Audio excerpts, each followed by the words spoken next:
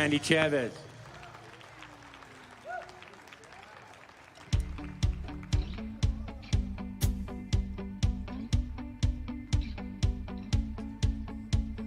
Hey everybody, my name's Bobby. Welcome to Mile High Church. Thank you so much for spending part of your weekend with us, especially if you're new.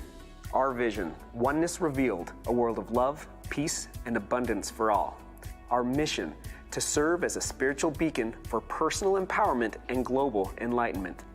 Before we get started today, we want to give you a look at a few things coming up around Mile High Church for you and your family. Join us on Monday, April 13th for a fresh start to mastering money. This is a workshop facilitated by experienced financial professionals Renee Schaller and Kevin Brunkow.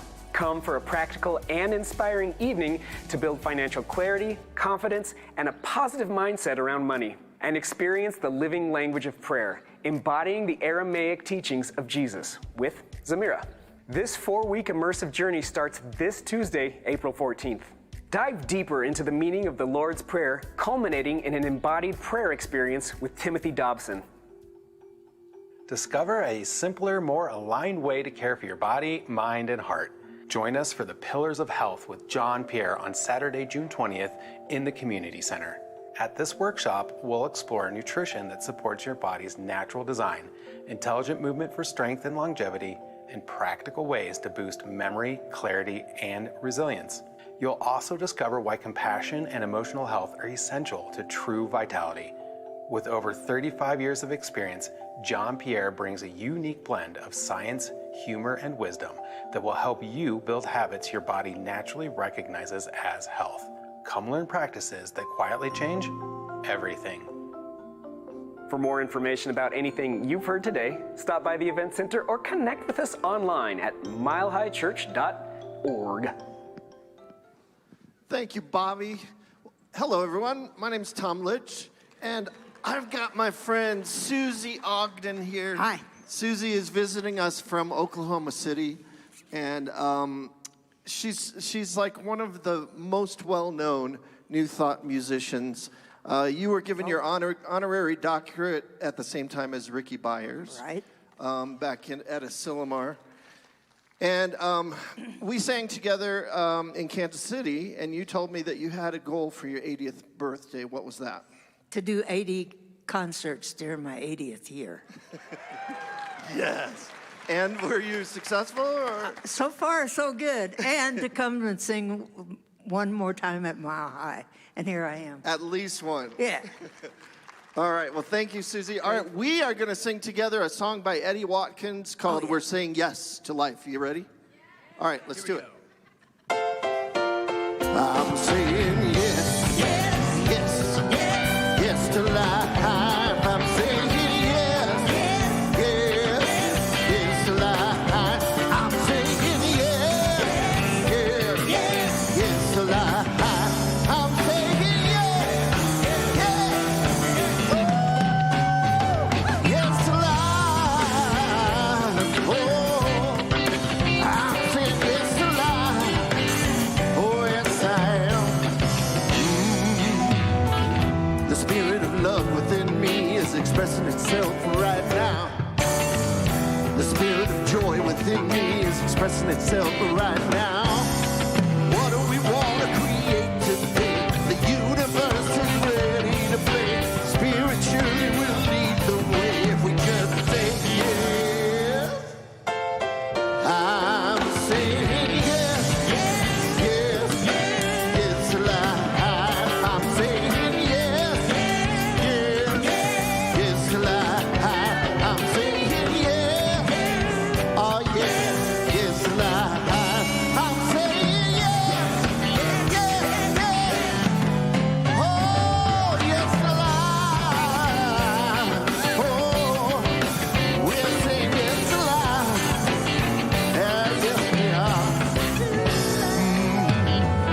The spirit of life within me is expressing itself right now. The spirit of life within me is expressing itself right now. Whatsoever you conceive, if you believe it, you can achieve it. The universe will always agree if we just say yes. I'm saying yes. Yes. Yes. Yes to life. I'm saying yes. Yes. Yes to life. I'm saying yes. Oh yes. Yes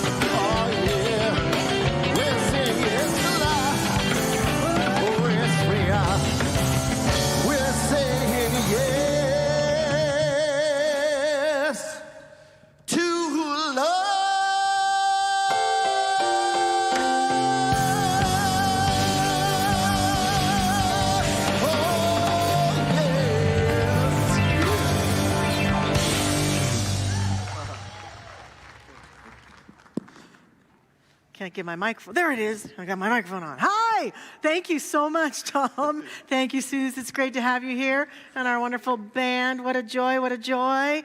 Hey, good morning, Mile High Church. It's great to see you all here on this beautiful Colorado morning. If you're not here with us, if you're watching online, we welcome you. We're so glad you're with us from wherever you're watching us from. We are a beloved community. It's delightful to be together. I also, this morning, am inspired by the poetry of Rumi recently. And one of my favorite lines from one of his poems says, "Out beyond all ideas of right doing and wrongdoing, there is a field. I will meet you there." And I believe and have felt for a long time that when we come together as a spiritual community in this holy sanctuary, online, to be together in any way, shape, or form, we are coming out of that space of separation and into that space of connectedness, into that beautiful field that connects us all. So thank you for choosing to be here with us this morning in whatever way you are showing up, in person or online. We are delighted. I also believe that the vision that we have for ourselves as a community and for our world is compelling and lives in that beautiful field of possibilities too. And I invite you to share that vision as we read it aloud together. We're going to do the vision and the mission. So please say along with me. First, our vision: oneness revealed, a world of love, peace, and abundance for all. And our mission: to serve as a spiritual beacon for personal empowerment and global enlightenment. And so we come together in that energy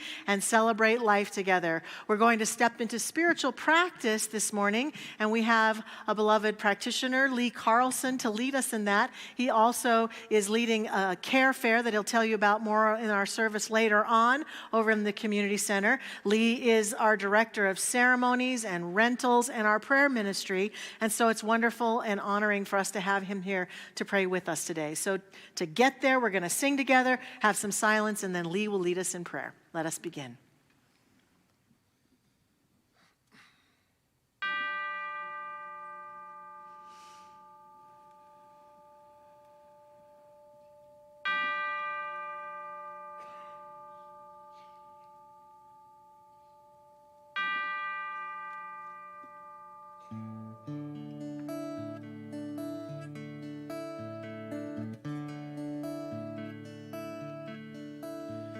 Surely the presence of God is in this place. I can feel the mighty power and the grace. I can hear the brush of angel wings. I see glory on each face. Surely the presence of God is in this place.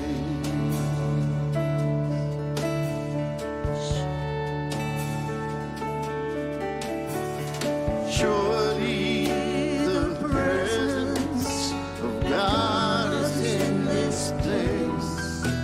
I can feel the mighty power and the grace. I can hear the brush of angel wings. I see glory on each face. Surely the presence of God is in this place.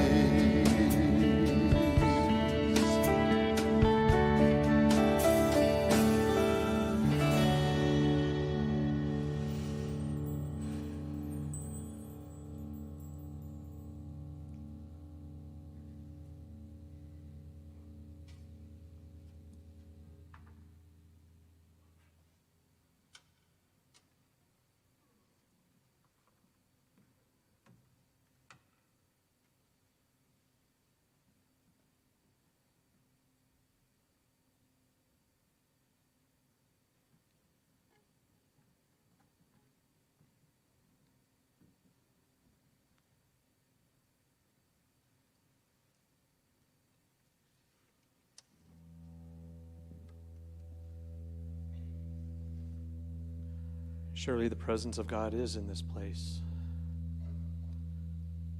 And that although I choose to call this divine presence God, it goes beyond any kind of name or label we could place upon it. For it is beingness itself, the very breath we breathe, that divine energy that's breathing us, that same essence, that same power that's holding the stars in their orbits and their galaxies with all their planets. And it's holding each one of us in this sanctuary and all of those watching online. That perfect oneness, that perfect wholeness. Whether people are gathered together in a church or a mosque or a synagogue or a temple or an ashram, or even by a quiet mountain stream, that divine presence is felt when we turn within. And I know that divine presence we are accepting of all walks of faith, all people, all orientations, all lifestyles. Know that we are all extensions of that one perfect life and that perfect wholeness. And I know we expand out into our community, into our country, and into the world. That sense of connection, that sense of peace, that peace that passeth all understanding. I know that each world leader is held in this divine peace, even if just for a moment. For that is where we begin to experience that divine light. And that comes forth whether you need more abundance in our lives or whether we need more health or more connection. That divine presence and that divine energy is ever available, saying yes. And it is with great gratitude, with ease and grace, that I know that this word is a law unto itself, that the power of the law is going forth to create miraculous and marvelous experiences for all of those who hear this word, for all of those who feel this word. And with gratitude and grace, I simply allow this word to do its work, knowing nothing can hinder this good from coming forth, knowing these and even greater things are unfolding beautifully and perfectly right now. So we simply allow it to be. We let God and let go. And so it is. Amen.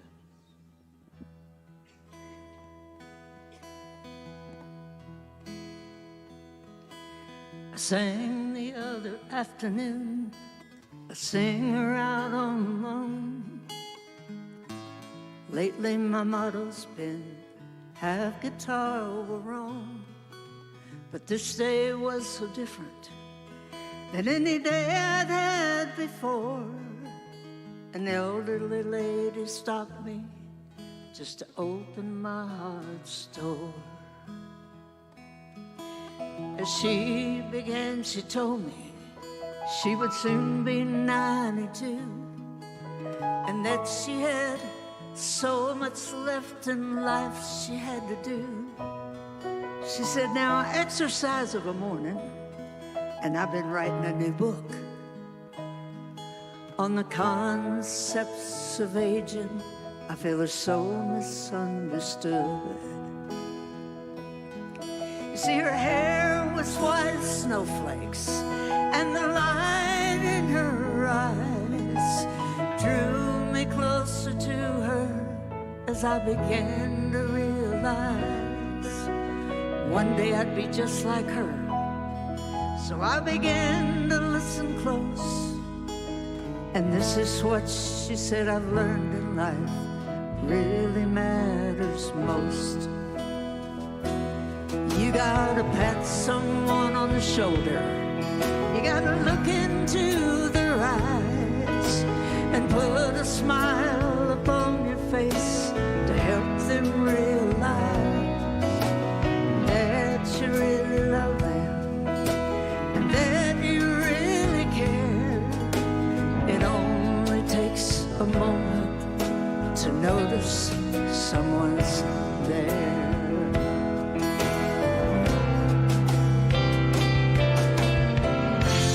Now there's this little kid that lives next door to me, and sometimes he drives me nuts. Hangs around when I'm busy, always asking way too much. Like, can I help you do that? Hey, Suze, where does this thing go? I bet you I could fix that if you take the time to show me how it fits together. Doesn't have a moving part.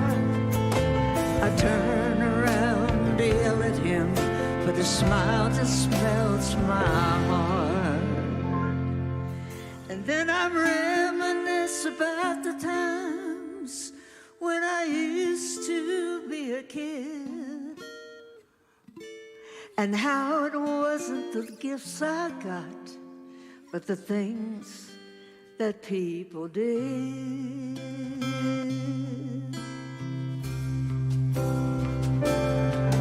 Like pat me on the shoulder and look into my eyes and put a smile upon their face to help me realize that they really love me and that they really care. It only takes a moment to notice someone's there. You see, it only takes one moment to notice someone is there.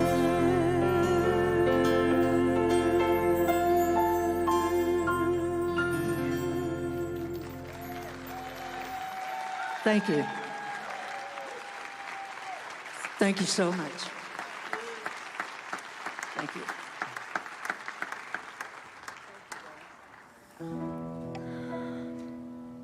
Our words of inspiration today are in support of Dr. Michelle's message, and the first one comes from Mahatma Gandhi.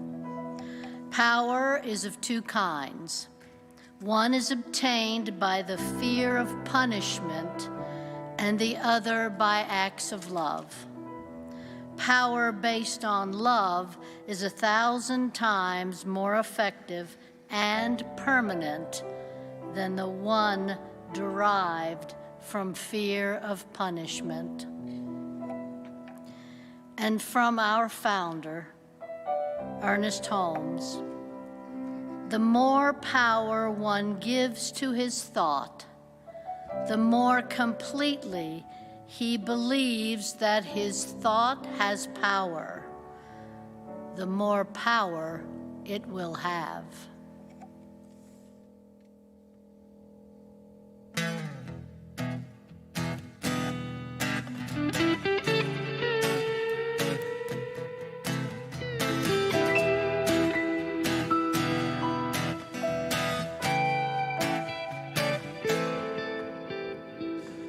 What if it all depended on me to change the world, change the world? What if my only responsibility was to change the world, change the world? Let me be the one to start a revolution. Let me sing my song to the people of the world. It all begins with one, the power of one, joining with hundreds and millions of people believing as one, the power of one. Don't hang around, stand up or sit down, just believe. We can change the world together. We can change the world together.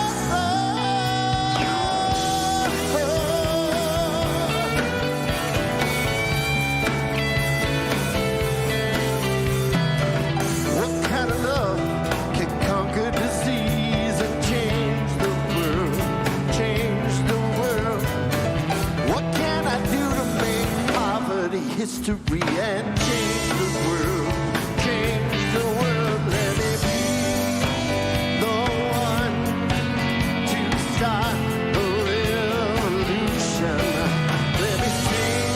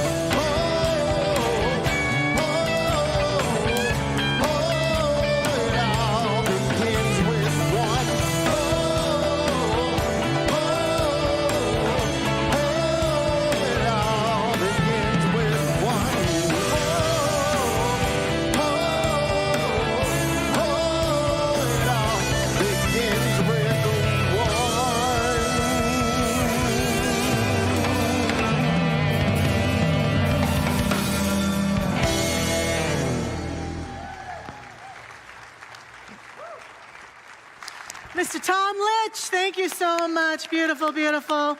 Randy Chavez, Bijou Barbosa, Mike Marlier, and our band leader, Rob Lowe. Thank you very much. Beautiful. It all begins with one.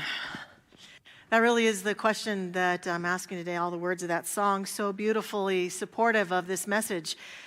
I feel like there's a power struggle going on in the world, and there's been a power struggle for a long time.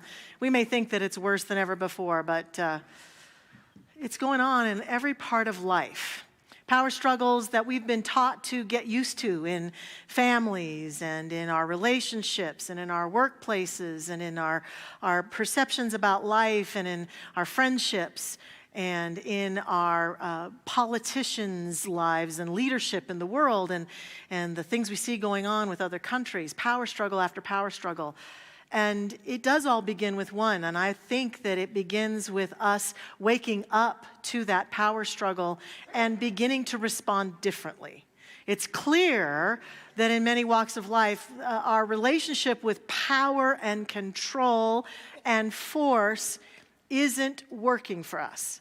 And the way we know it's not working for us is that we're not happy necessarily with how things are unfolding. We still are experiencing things like Tom just sang about, poverty and all sorts of other challenges in our world that I do think have a genesis of power struggle within them. And so our response has been what we've tended to learn in our systems of growing up. We have learned about power in ways that are born out of separation and not out of oneness. And this teaching comes riding in on its wonderful horse and says, hello, there's another way. There's another way to experience and express and be in alignment with power. And that's what I'm inviting us into today, the consideration of power from a new place. The key idea that will likely repeat itself a few times in my message today, it's going to come up here on the screen, is that force comes from fear and separation, a belief or acting in fear and separation, whereas true power comes from alignment in spirit. True power comes from alignment in spirit. And that's what we're going to look at today, that kind of power struggle where we struggle with power from separation and even fear-based choices versus what happens when we fall into that power of oneness. And how we really then are poised to make a contribution and a difference in this life that is immeasurable and is profound. The founder of our teaching, Ernest Holmes, says, the individual who has the most power is the one who has the greatest realization of the divine presence, and to whom this means the most as an active principle of life. We all need more backbone and less wishbone. There is something which waits only on our recognition to spring into being, bringing with it all the power in the universe. There's a way that we could be living today that would bring power that's not that egocentric aggression, but is a sense of empowerment that we bring to our life and to the life, all the lives that we contact and come in contact with. And it starts really with each one of us owning and embracing that power within us.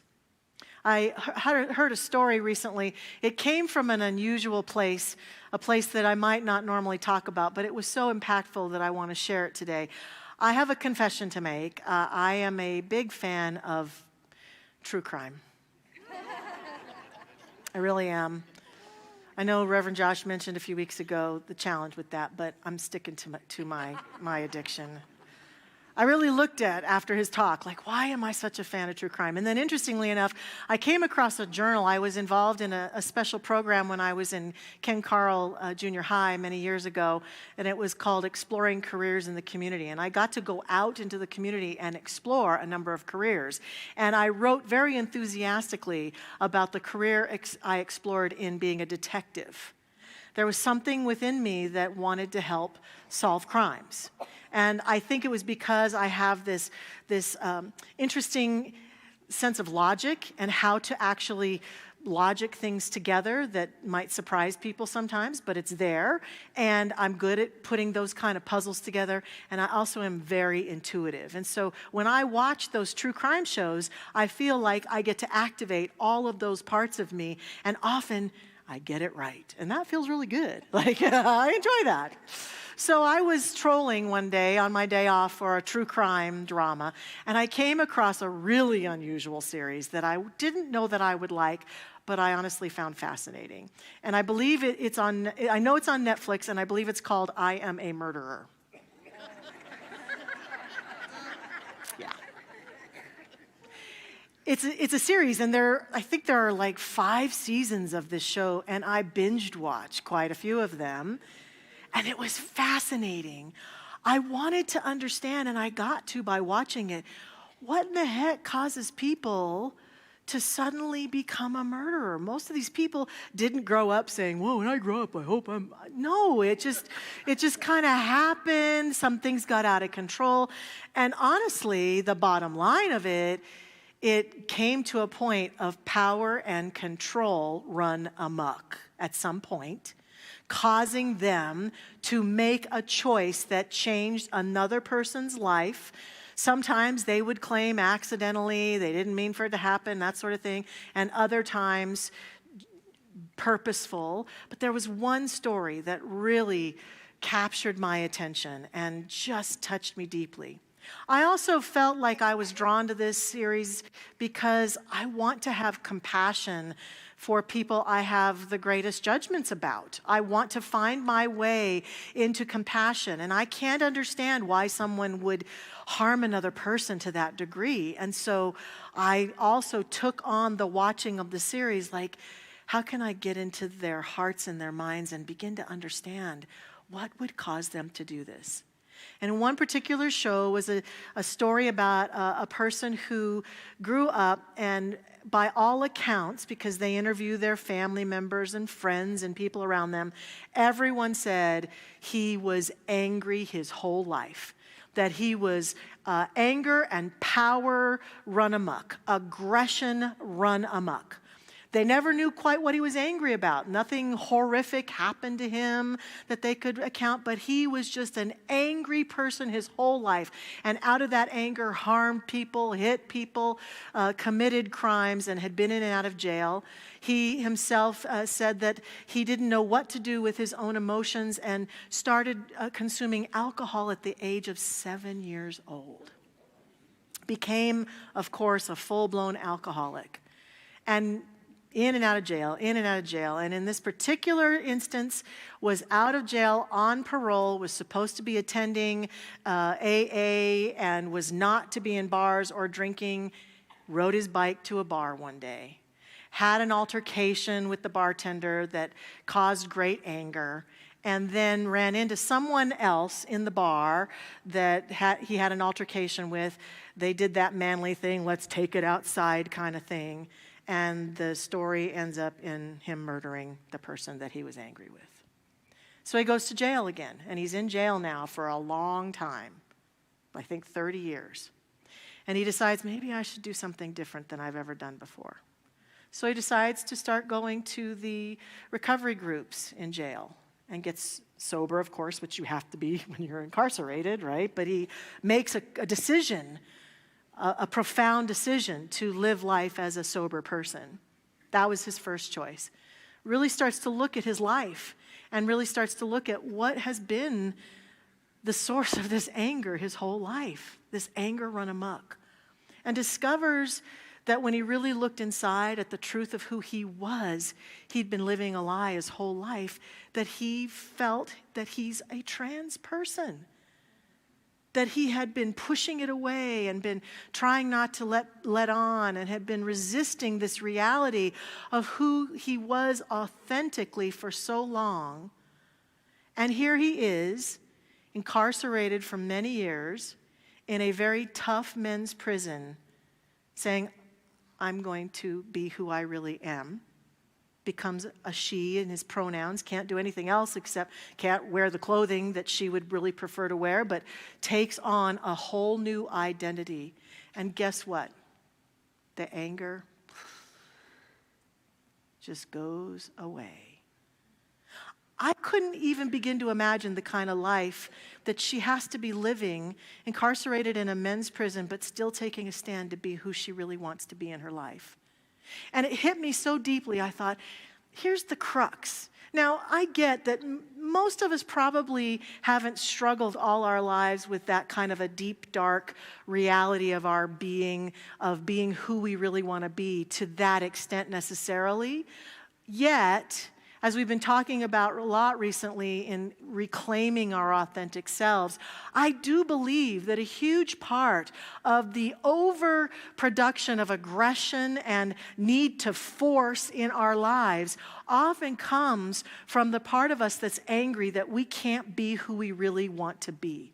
Who we feel forced to live lives we don't necessarily want to live. We feel forced to accept things about ourselves and conditions that we don't necessarily really want to accept. And out of that anger, we might feel helpless and feel that our only choice in reacting and responding is to be as aggressive and pushy to get what we want from the people in our lives, to get what we want from life itself, rather than falling into that space of grace and centeredness to be the truth and access that divine presence, that unique presence that's seeking expression through us, to live our lives in that peaceful sense of powerfulness, not that forceful sense of powerfulness.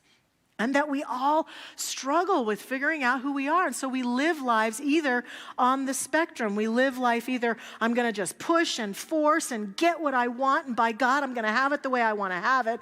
Or we might fall to the other end of the spectrum where we just feel helpless and hopeless and feel like there's no hope. I just have to just give up and just be what I got to be, do what I got to do. This is just the way things are. Wah. And we can't find that place where we can be centered in the truth of who we really are. And it demands taking on, literally, like our friend in the show did, a new identity. An identity that says, am I a human being forcing my way through life, forcing people to see things the way I see them, forcing people to be who I need them to be, forcing conditions and situations to transform themselves because I want it that way by God, and I'm going to get it that way, and so I'm going to force life to give me what I want. And we in this teaching sometimes continue that narrative because we think that science of mind and spirit is a teaching that says you can have whatever you want. And so we take it and aggressively say that, by God, I'm going to have it all, right? There's a power, though, and an energy that's about that's kind of surrendering into an identity of spiritual truth about myself that is more along the identity, I would say, of the way that the master teacher Jesus lived. I don't remember hearing any stories where Jesus forced healing on anyone or forced healings, right? I don't remember any stories of force. Power, yes. Force, no. That's the kind of power I'm talking about and inviting us into today. Spiritual power, the power of oneness. Ernest Holmes also says, in our ignorance of the truth, we have misused the highest power we possess. And so great is this power, so complete is our freedom in it, so absolute the domain of law through it, that the misuse of this power has brought upon us the very conditions from which we suffer. Because remember, this is how it works. Whatever our relationship to power is, whatever our belief is about it, we will continue to perpetuate it. So if we are aggressors and people who force and people who make it happen, by God, then we will experience that over and over again, and we'll think that we're accomplishing a lot. But often, that kind of power, that kind of force comes with challenges. Remember, force comes from an idea of fear and separation, and true power comes from alignment with spirit. So force includes things like efforting, controlling, being overreactive. These things mess with our nervous system. They cause anxiety, they cause fear, they cause nervousness. Why? Because they're not the truth of who we are. We will never feel happy, fulfilled using them. They're rooted in a belief in scarcity. They're also rooted in our ego self. They have at the core of them a belief, well, it's all up to me. It's all up to me. I'm all alone. I got to make it happen. I got to make it happen. I got to make it happen. And there's that kind of rooting myself into, I can do it, I can do it. And I get it, because we want to change our life, or we want things to be different. And yet we're missing the deeper sense of the power that is the true energy of ourselves. Force can look like pushing and forcing outcomes, manipulating circumstances or people. You need to do it my way, over-efforting, trying to prove ourselves, defending ourselves, using our will instead of our wisdom. And here's the thing about that kind of force. It often works temporarily, but it costs us our deep peace. And it won't get us what we want. Whereas true power, conversely, it's a calm, centered experience. It's creative. It's responsive. It's always rooted in the awareness of our unity with one life. It's rooted in a sense that there is something greater than me that expresses through me, and that I'm in cooperation and collaboration with it. In force, I might believe I'm all by myself and I've got to make it happen. In true power, I know I'm never by myself. There is an energy and a presence that I am absolutely connected to and with, and it is supporting, sustaining, and guiding, supporting me in every step, in every decision, in every relationship. It feels like a sense of clarity instead of urgency. That kind of power, it calms the nervous system. It calms our whole spirit. It allows us to feel a sense of trust instead of control. And it allows us to take action then from an inner knowing rather than a desperate stance.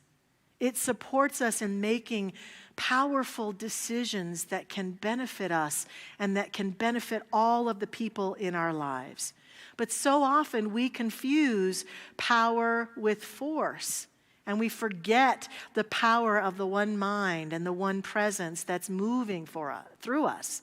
It's important to note that this spiritual power that is our true power, we're not generating it, it's moving through us. We allow it. Our mind, our words, our intentions direct it, and we embody it.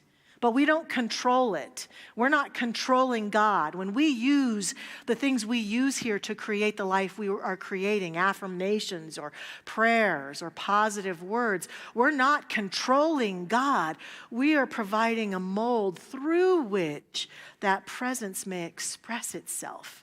And that's an important distinction, because if I think I'm using the tools to get God or to control God or to manipulate, it's going to cause more energy of stress for myself versus allowing and being in cooperation with this powerful presence. Conscious cooperation.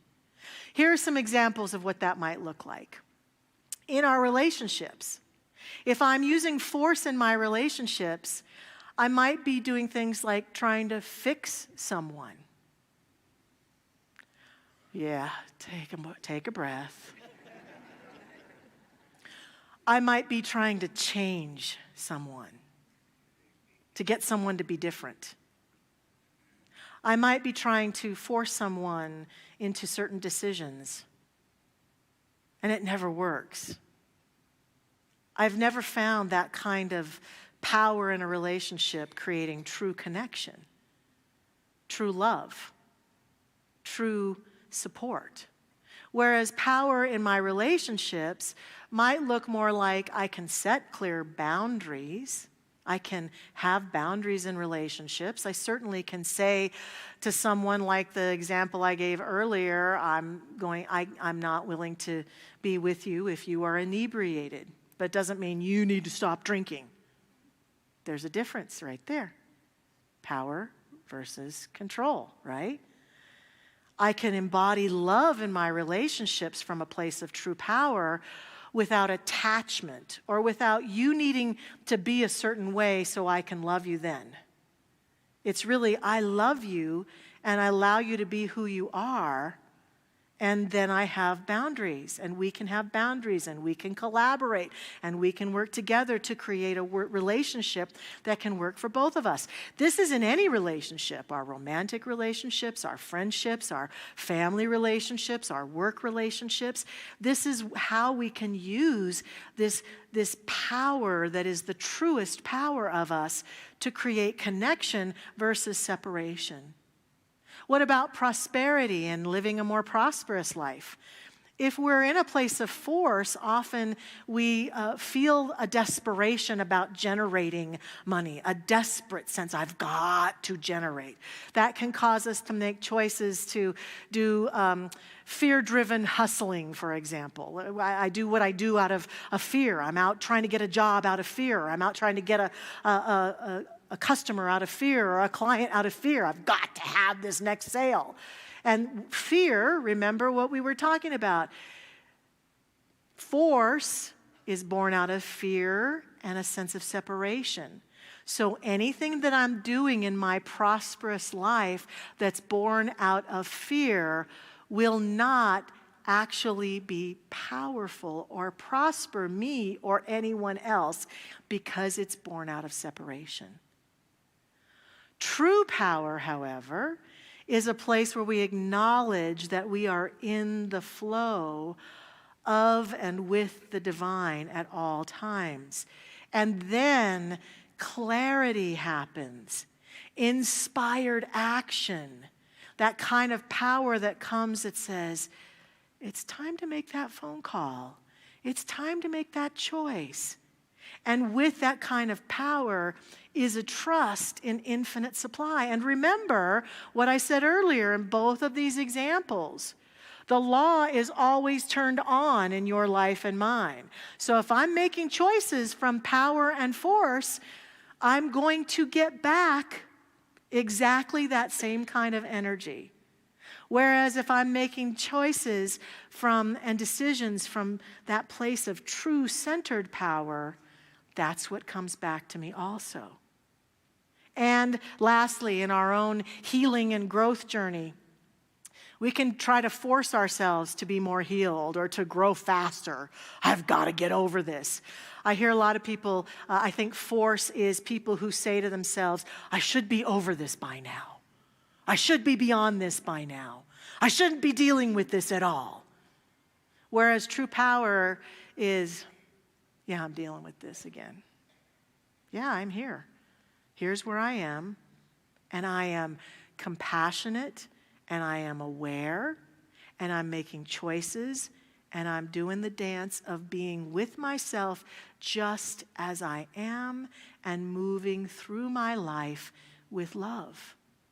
Think of all of the places where we could say power has run amok, and at the core of it, I'm going to guess there is a person or a group of people who are using force and not true power. Think of all the places that we might be able to come up with where things are running in cooperation and ease and grace. And I would suggest that it's very likely there's a person or a group of people who've committed to that deeper sense of power. That deeper sense, that truest power, that spiritual power, that creative power, that felt sense of power. So how do we move from living a life of force and aggression and assertive energy to true power? I have some suggestions. That might surprise you, but I do. Here are a few suggestions for this week. First of all, it does take awareness. It takes a waking up because we're so immersed in the old systems of power and control that sometimes we don't even see it. We don't even get it. So just having an awakening and an awareness that says, I'm willing to see the power structures that are operating in my life, and I'm willing to see it differently, and I'm willing to see the truth about it, and I'm going to wake up to it, begins the first step, I think. And then we begin to ask ourselves some key questions with that awareness. One key question, am I acting from fear right now? Or am I willing to act from a place of faith?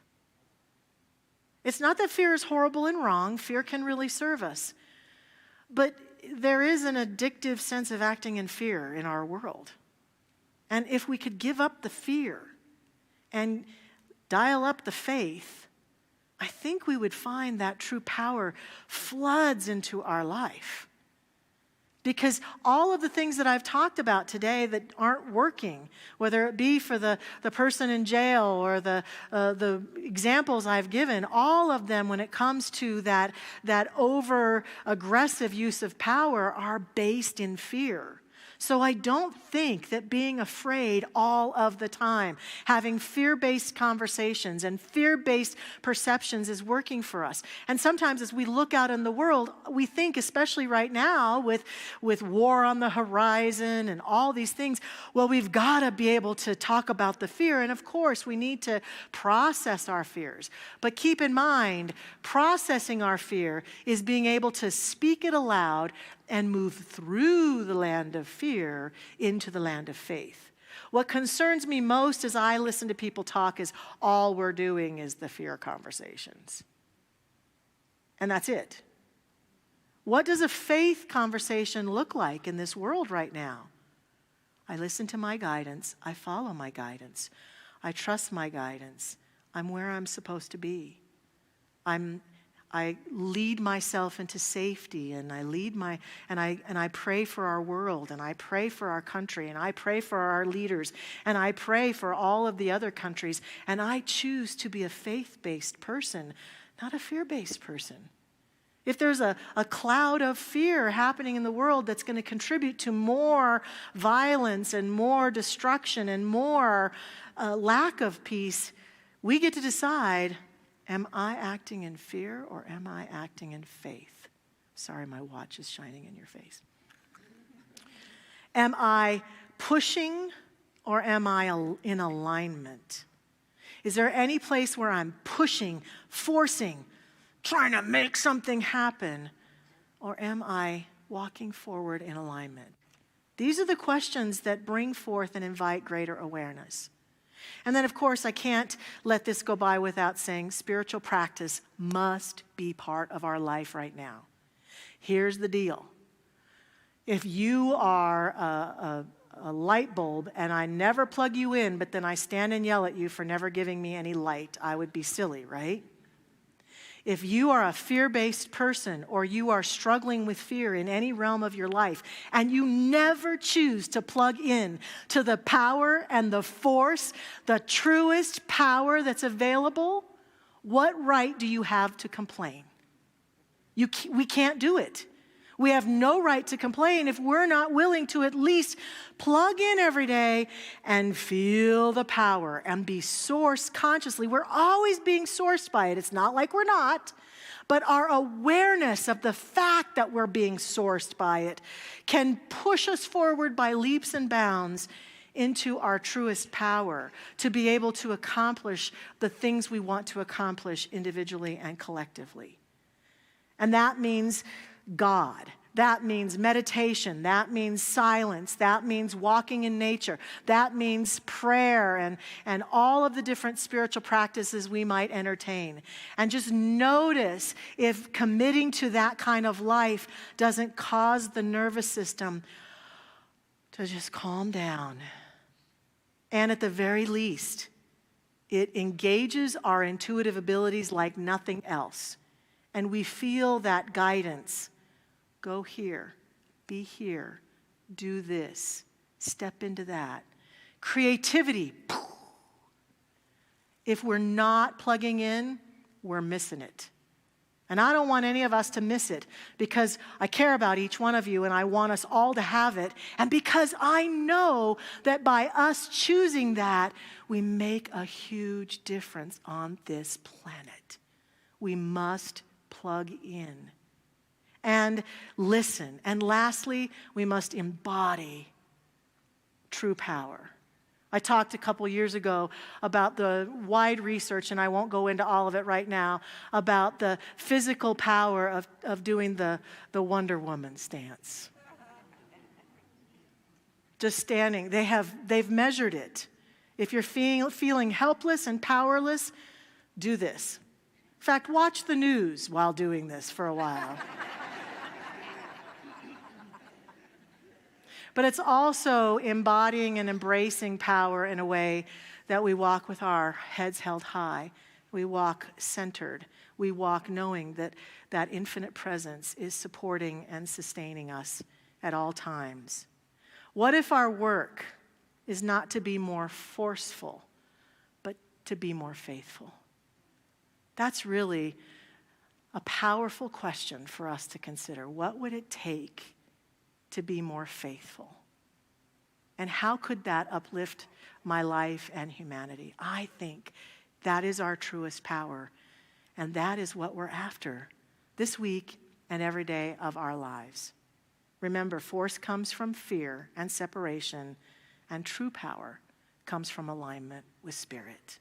Let's align now through prayer. I invite our practitioner prayer partners to stand with me in this prayer and invite everyone to remember that at the end of our service, they will be down here in front.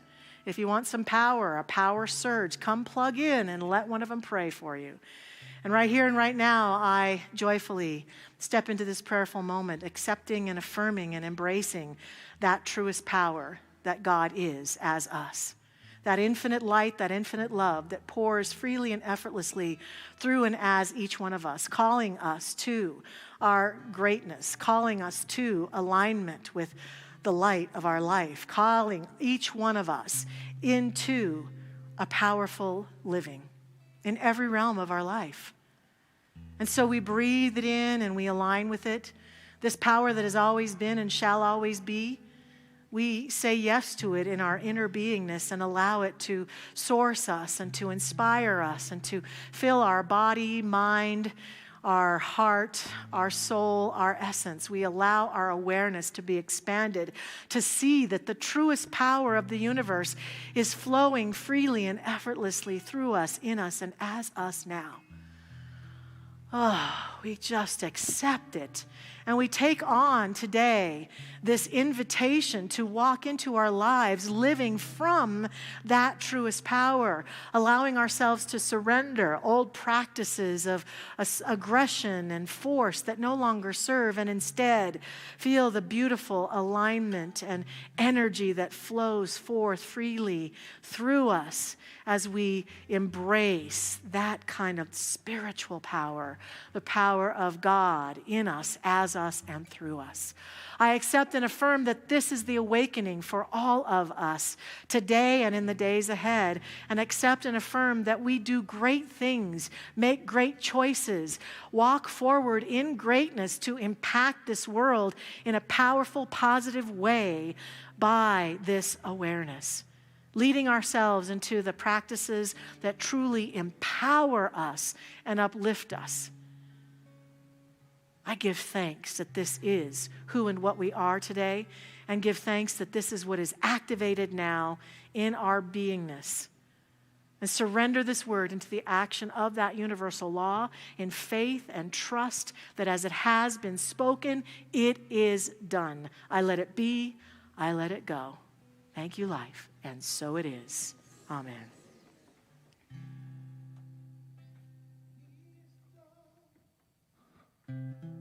Please don't close your eyes. Please don't turn away. Let your voices rise and put your love on display, 'cause we can make a difference. Do you believe that that we can make a difference now.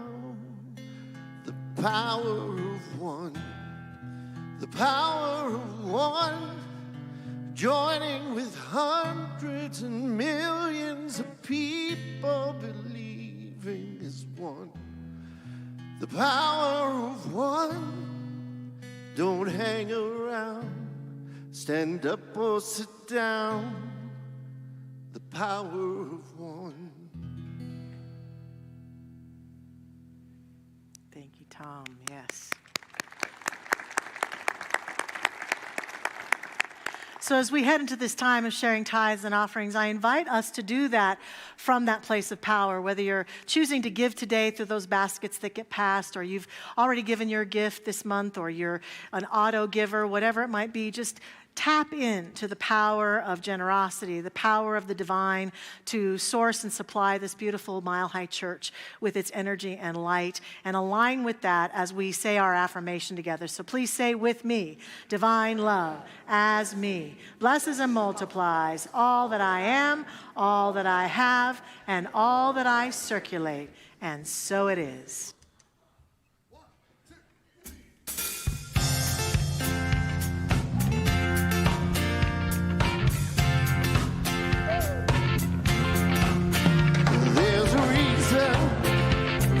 Sunshine skies, and there's a reason why I'm feeling so high. Must be the season when that love light shines all around us. So let that feeling take you deep inside and send you reeling where your love can't hide. Must be the stealing through the moonlit nights of your love. Everybody, just let your love flow like a mountain stream, and let your love grow to the smallest of dreams, and let your love know, and you'll know what I mean. It's the season, and let your love fly like a bird on a wing, and let your love guide you to the smallest of things, and let your love shine.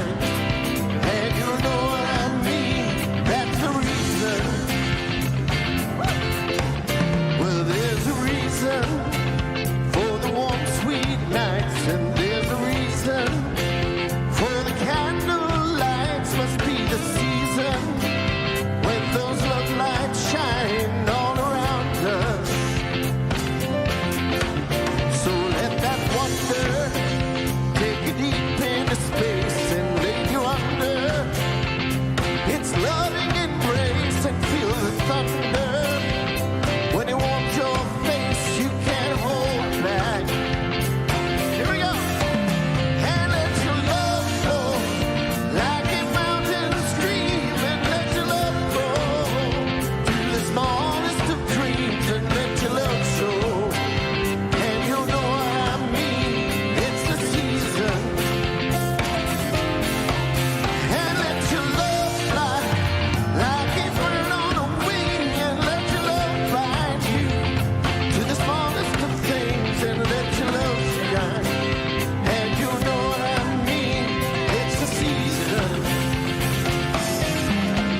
and let your love flow like a fountain stream, and let your love grow to the smallest of dreams, and let your love show, and you know what I mean.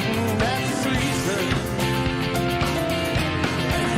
And let your love fly like a bird on the wing, and let your love guide you to all big things, and let your love shine, and you know what I mean. That's the reason.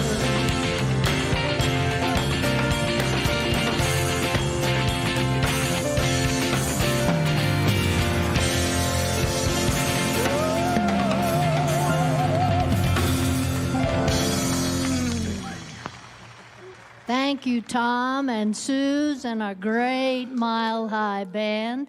Suze is going to has a table out in this south lobby selling products, so please check her out there. And then how about my friend? She does have the power. Thank you.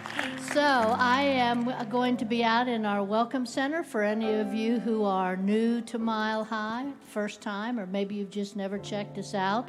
So please stop by. We have some gifts for you. Those of you online, we really encourage you to go to I'm New on our website, and you'll learn all about us. And then the next time you're in Denver, stop by. Yeah, we'd love to see you. I can see I'm leaving glitter all over here. So if you hug me, I'll leave glitter all over you today. I'd be happy to do that. Hey, tonight we want you to know that the Healing Light service is taking place at 5 o'clock. If you want to plug in and get some of that inner power that I was talking about, it's a beautiful meditative service over in the Vote Center Auditorium. So please come back and enjoy that later on. We also want you to know that we are in the process of recruiting trustees for our board. We have 3 members going off every year, so we're looking for 3 new members to serve 3-year terms. You need to be a member of the community, have taken a class like Beyond Limits or its equivalent, and if you're interested, you can talk to me. Or are there any board members in the room who'd be willing to stand so we can see who they are? I thought I saw Kumar was there a minute ago, but he disappeared. Yes, okay, there's Paula right there, so you can talk to me or Josh or any of us, and we'll be happy to tell you more about it. And we have some things going on today, don't we? Yes, over at the community center, we have our annual prayer and care fair going on. So if you want to know how we can support you as a community through Mile High Church, we have everything from pastoral care to memorials to bereavement support to pet ministry to recovery and support. And we have very nice gifts we're giving away this year. So stop by if you want to see what it is. You called it swag earlier. Yeah, it's swag. Really nice swag. Yeah. And I wanted to share that, well over a third of all Americans will face the prospect of aging without support, reliable support from families. So to that, this Saturday, April the 18th, the Mile High Church Foundation is sponsoring a very special workshop on the topic of solo aging that will be led by our very own Sue Ronenkamp. It'll be in the community center from 10 a.m. to 11:30. So please feel free to come by and enjoy an interactive workshop on that topic. Reverend Jackie and I thought that was about Han Solo. Yeah. And we think he's aging quite nicely. Yeah, he's doing fine. But great workshop. I hope you'll be there. Please stand now for the benediction and peace song. Please say after me, something wonderful is happening through me right now.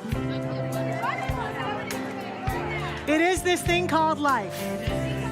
Life is in my mind and body. I go forth in my truest power. Thank you, life. And so it is. Let there be peace on earth, and let it begin with me. Let there be peace on earth, the peace that was meant to be. With God as our power, family all are we.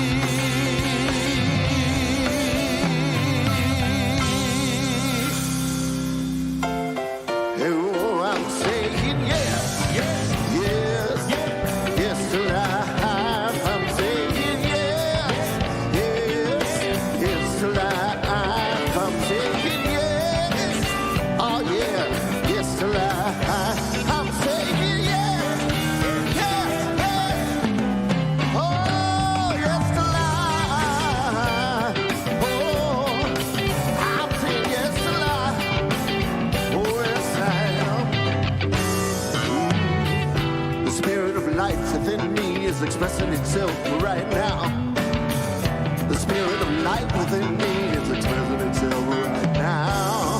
Whatsoever you conceive, if you believe it, you can achieve it. The universe will always agree if you just say yes. I'm saying yes, yes, yes to life. I'm saying yes, oh yes, yes to life. I'm saying yes, yes, yes to life. I'm saying yes, yes, yes, oh yes to life. Oh, I'm saying yes to life. Oh yes we are. We're saying yes to life. Oh yeah, right now.